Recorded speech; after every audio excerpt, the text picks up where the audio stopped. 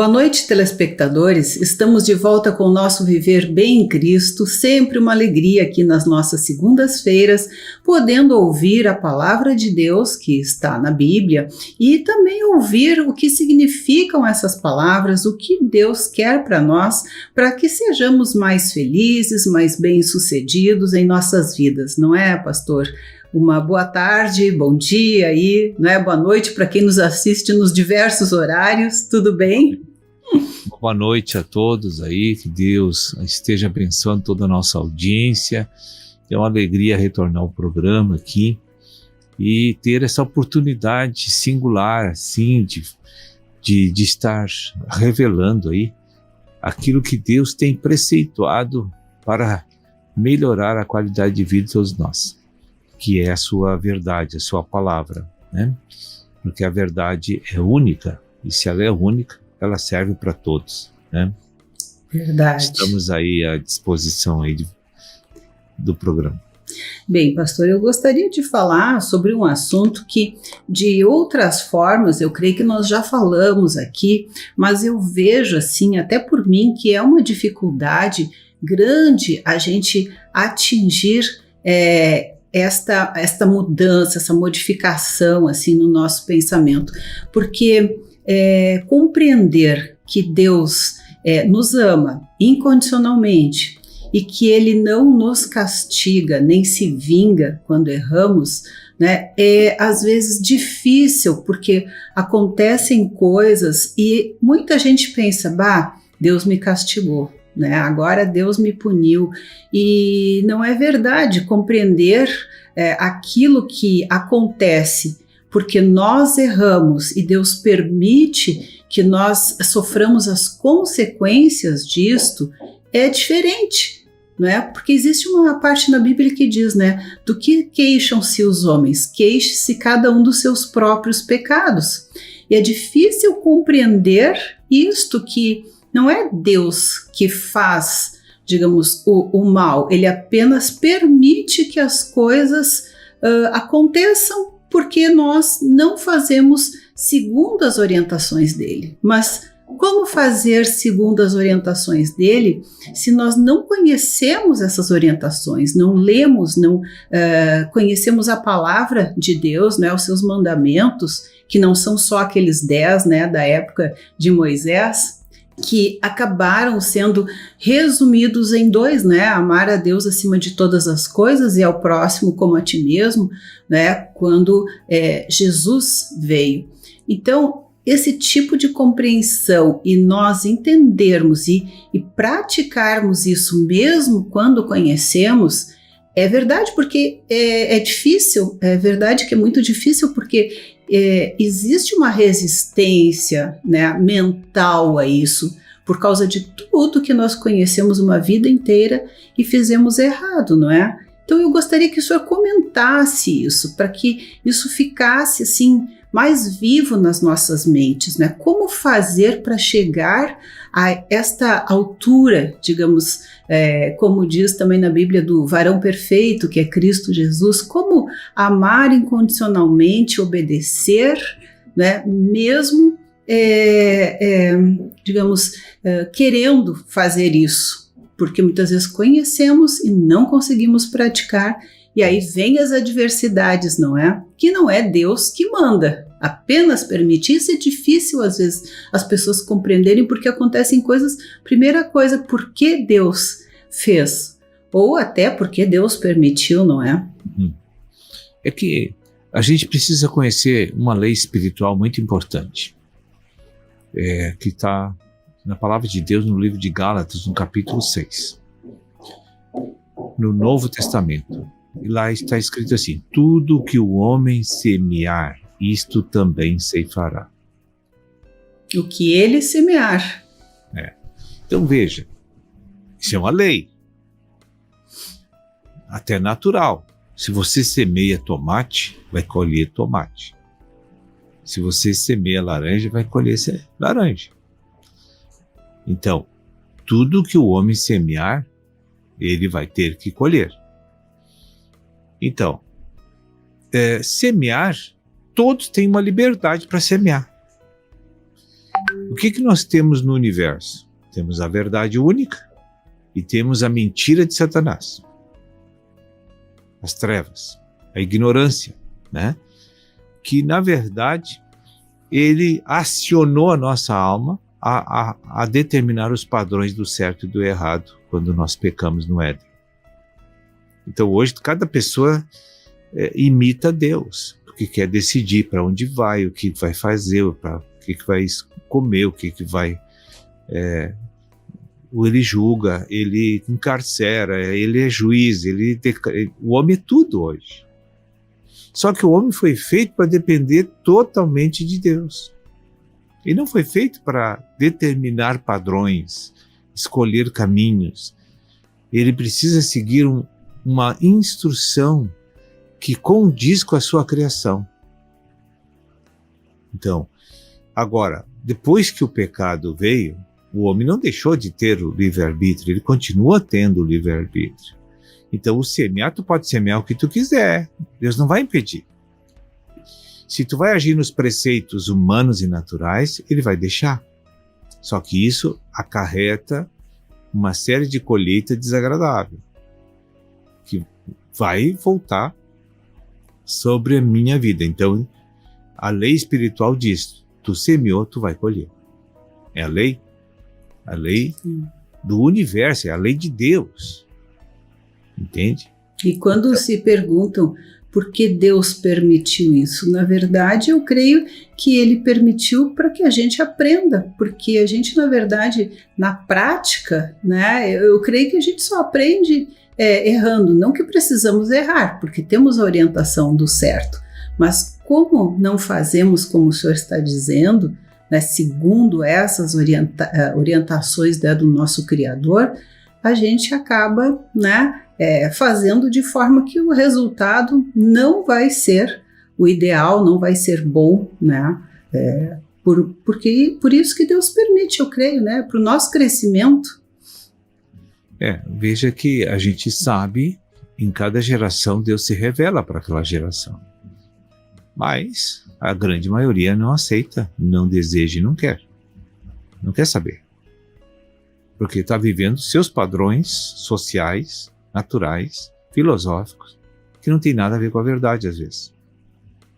Então, quando a colheita é repugnada por nós, porque são as consequências da nossa semeadura, aí a gente tem que achar um bode expiatório, né? Tem que achar um culpado, tem que achar alguém que maior, que aí a gente acredita que tem alguém maior que poderia evitar.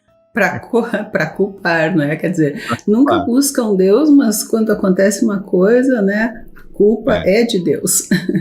Então, veja bem, também tem outra lei, né?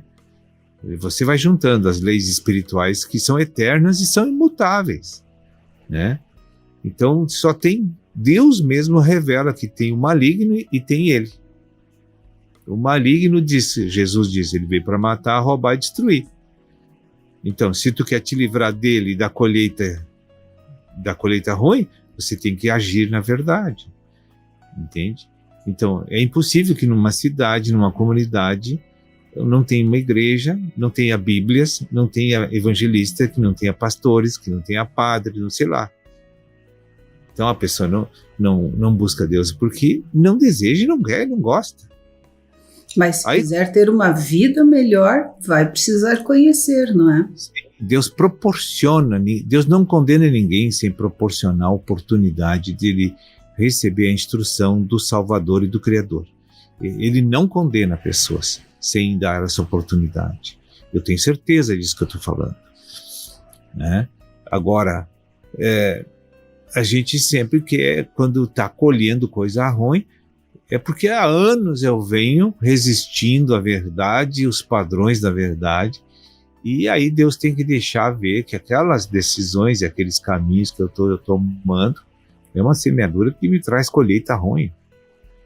Então, como é que Deus vai convencer uma pessoa que não o quer, se não deixar fazer com que as suas próprias atitudes seja aquilo que vem sobre ela de negativo? Não tem como convencer ela.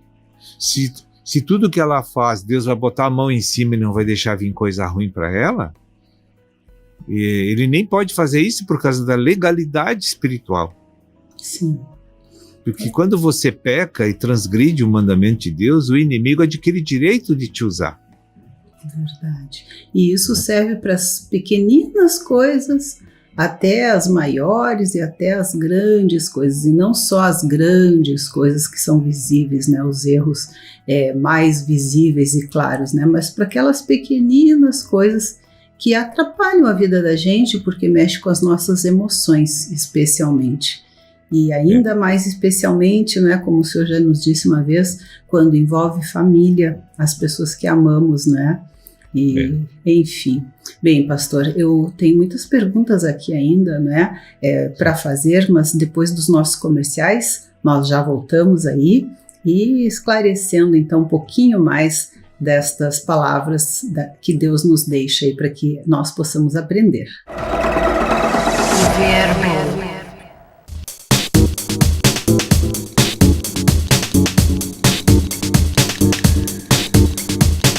Estamos de volta e conversando aqui com o ministro do Evangelho, Sérgio Alves, falando sobre como é esse relacionamento de Deus com os homens, os porquês, né, daquilo que nos acontece, como é o pensamento e a atitude de Deus em relação a nós, especialmente aos nossos erros, mas também as suas atitudes de amor.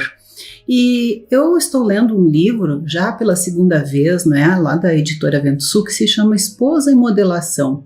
No caso, a esposa somos nós, a Igreja de Cristo, né? Cada um de nós é igreja, e a igreja digamos assim, a esposa de Cristo. E ela é uma auxiliadora, não é? Ela não vem nem para fazer o bem, nem para fazer o mal, ela vem para auxiliar Cristo nesse crescimento das pessoas, né, para que sejam salvas.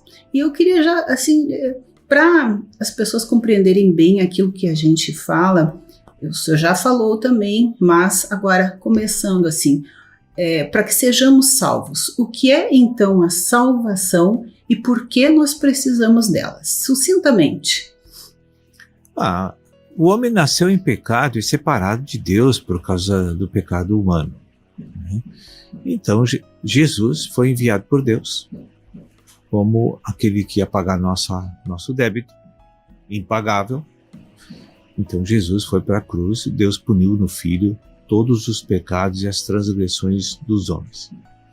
Então quando Jesus arrebentou o lacre da sepultura e voltou para os céus, Deus começou a dispensar salvação para os homens. Ou seja, o próprio Espírito de Deus começou a entrar no coração dos homens, no espírito dos homens. E isso configura a salvação. Então, isso acontece por meio de uma profissão de fé, de uma declaração de fé dos nossos lábios, porque eu tenho crença no coração de que Jesus veio em carne e pagou pelos nossos pecados e nos concede então a vida eterna. E a partir dessa habitação interna do Espírito, somos recriados, segundo Deus, para nunca mais sermos corruptíveis. Transformados, né? E o senhor falou em fé, né? E a palavra diz que a salvação vem pela fé e não por obras. Essa declaração dos lábios, né? E porque tem uma crença no coração de que a justiça divina se processou através da morte do Filho e a ressurreição do Filho. Veio a salvação. Então, se Jesus ressuscitou dos mortos, é porque ele não tem pecado. E ele poderia pagar a conta de todo mundo. Né? Sim.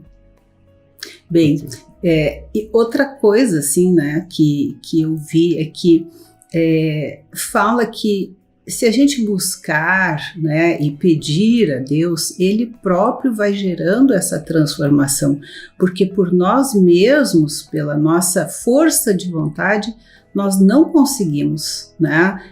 A gente quer, se esforça, né, e quando vê, incorre no erro de novo, né? Então, quando isso acontecer, isso vai fluir naturalmente de nós, sem esforço.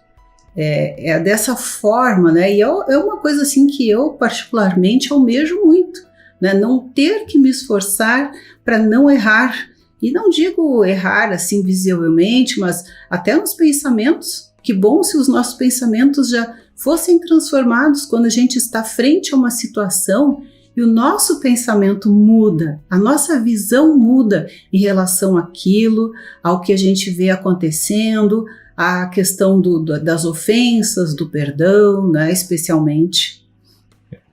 Todos os convicções e preceitos, os quais estão regendo a minha vida, quando isso muda dentro da minha cabeça, é óbvio que tem alguém ministrando ensinamentos novos dentro de nós de forma subjetiva por meio da nossa intuição e da nossa consciência.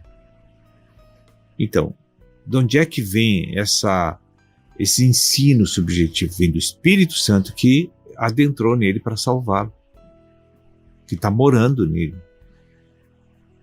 Lá em 1 Coríntios, no capítulo 6, versículo 9, diz que não sabeis que o Espírito Santo habita em vós?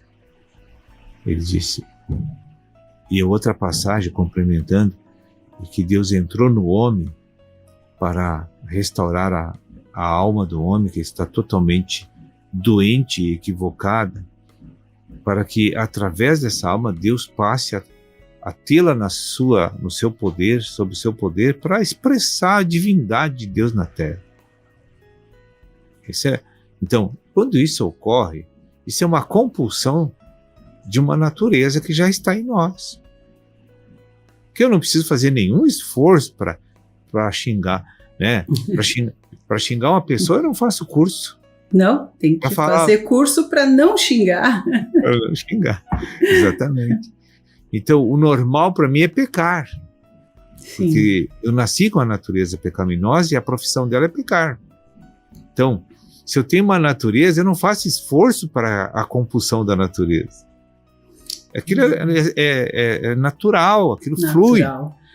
Flui. Isso, ao mesmo tempo, né, que é frustrante, porque nós nos sentimos frustrados porque a nossa própria força não consegue, né? Ao mesmo tempo é uma bênção, né? É uma coisa maravilhosa, porque não precisar se esforçar, né? Isso fluir naturalmente, né? É maravilhoso. As pessoas vão ter paz, não vão ter amargura, não vão ter aquela ansiedade, aquela dor no peito, ou, aquela dor de cabeça, até dor de barriga, né? Mas as dores da alma, na verdade, né? Então, isto é realmente, eu diria assim, um sonho de consumo, como se diz, ser transformado e não ter que se esforçar mais, mas que ser naturalmente, né, fluir o Espírito Santo de Deus, que é perfeito, né, que é amor. Quando isso acontecer, já não sou eu que estou fazendo, mas Cristo que habita em mim está fazendo. E a maneira para isso é só ler, porque a gente não adianta ficar... Claro, a gente exige um grau de dedicação, e a gente praticar, na verdade, né? Mas... Qual é a maneira para você ser um médico? Você tem que estudar. Sim. Estuda anos, daqui a pouco tu é um médico, uma médica. Por quê? Porque você primeiro buscou o conhecimento, depois foi praticar. É verdade, e daí as coisas depois, né, da prática fluem automaticamente, né? Então. Tudo é esse processo de reversão para Deus, né?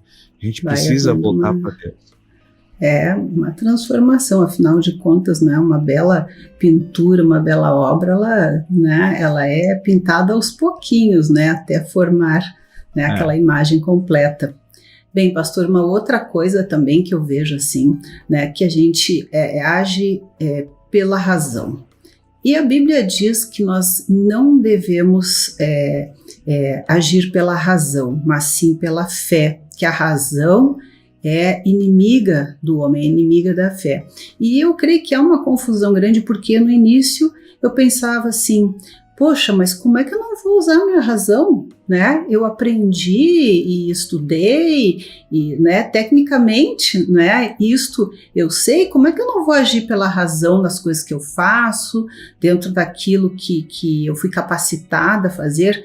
Mas E isso eu gostaria de desfazer um pouco essa confusão, porque na verdade isso fala, essa questão da razão, eu creio, e gostaria que o senhor dissesse, é em relação aos ensinamentos de Deus, como por exemplo, né, perdoar. Tipo, perdoa e não pensa, só perdoa, né?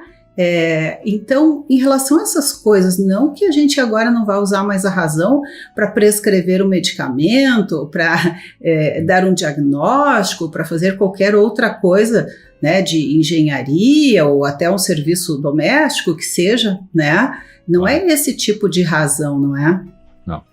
A gente tem que entender que tudo que você aprendeu no mundo, né, tu vai usar segundo os ensinamentos de Deus a partir dali. De uma forma comportamental, então. Isso. Então Deus vai guiar a tua vida e vai se utilizar de toda a tua experiência técnica, psicológica, para atender o teu viver diário, profissional e familiar, mas dentro, sem ferir os padrões de Deus a partir dali. Sim. Então, na verdade, todo o nosso aparato de formação profissional e técnica vai ser usado dentro dos padrões divinos. Sim.